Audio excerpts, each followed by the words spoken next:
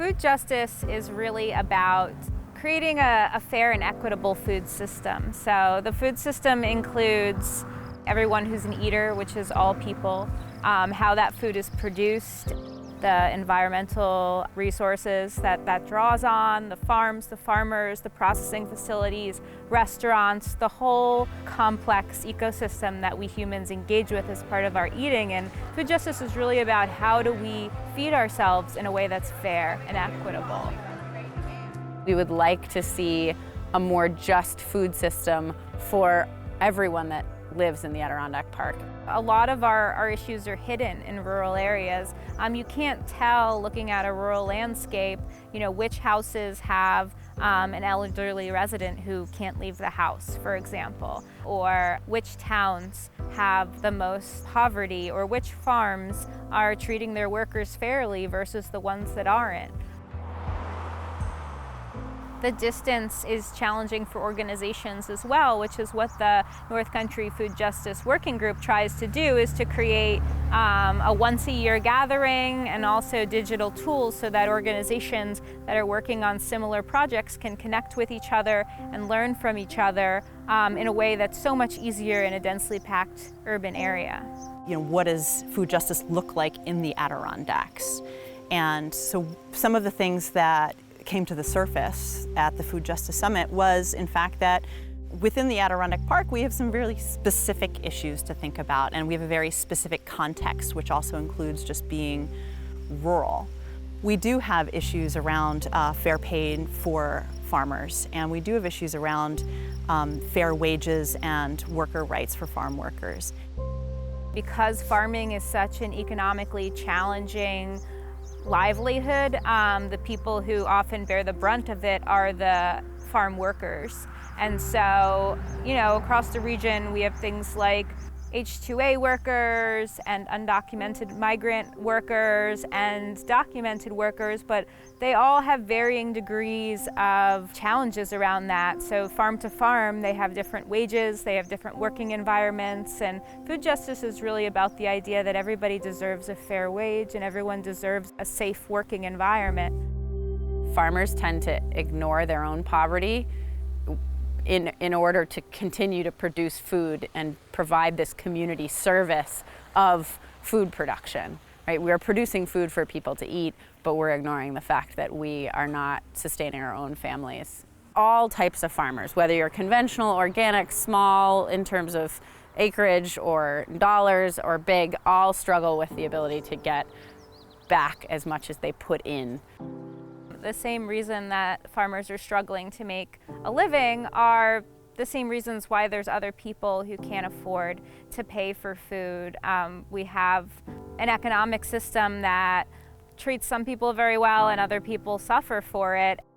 Poverty and access to good, healthy, nutritious food, affordable food, those two problems are pretty closely intertwined. We as a region, we as a state and we as a country need to start to look at these things as kind of really closely intertwined, complex problems. If you ask a farmer what they think the #1 issue is in food justice, they're going to say farmer wages, right? Fair prices for their products.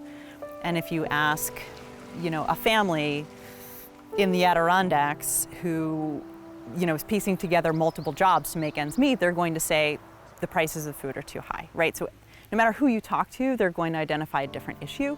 And so I think when we gather together to talk about food justice issues, it's important to have all of those different voices around the table so that they can represent each of the issues. How are we going to create a just system for everyone is a pretty daunting question, right? And that is hard for some people to wrap their heads around. It's impossible for me to wrap my head around. But if I think about food justice as a lens through which we can start trying to create a food system that we are in charge of, a food system that farmers are in charge of and that consumers can access, right? We can grow the food here.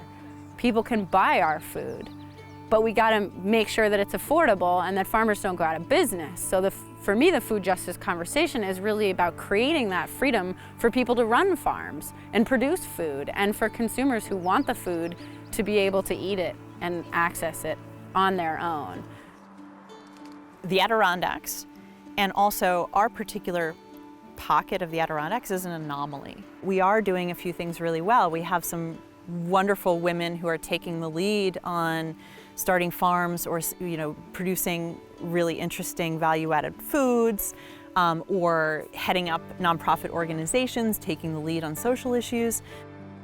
Nationwide, most farms are operated by men. Most farms are owned by men, but smaller, organic, sustainably farmed operations tend to be a little more equitable.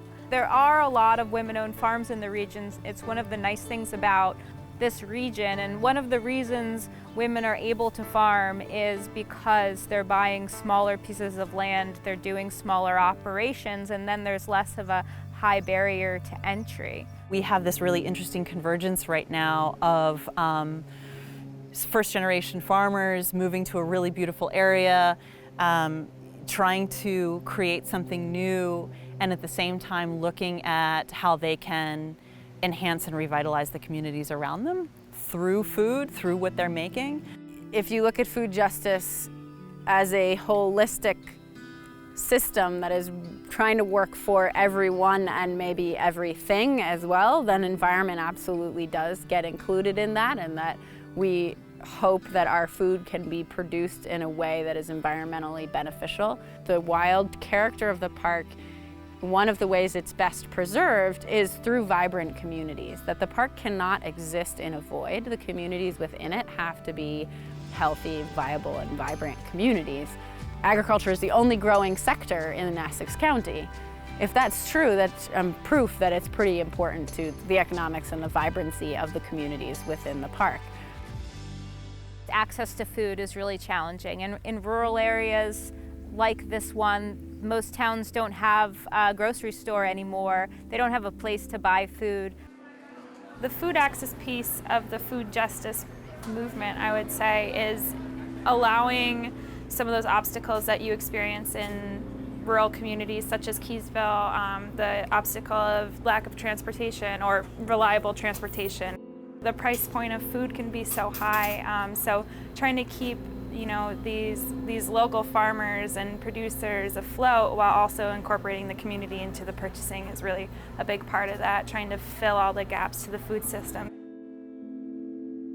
The pharmacy is doing on the ground, like boots on the ground work to make local food more accessible to the portion of the population that doesn't tend to have the access or the resources to be able to afford local food.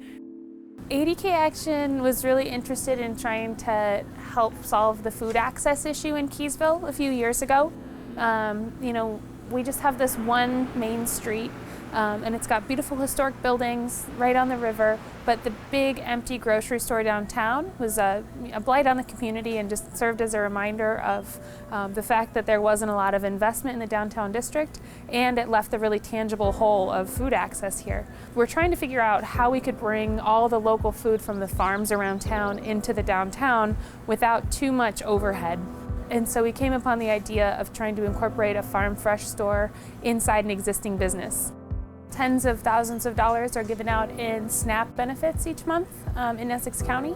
The pharmacy here accepts those benefits. And so it's great because it's one of the few opportunities for local residents to use their benefits to buy local food. And so you get that economic impact because you're spending money locally, you're keeping those benefit dollars within the county, which is great. And you're also making the bounty from local farms accessible to lower income people.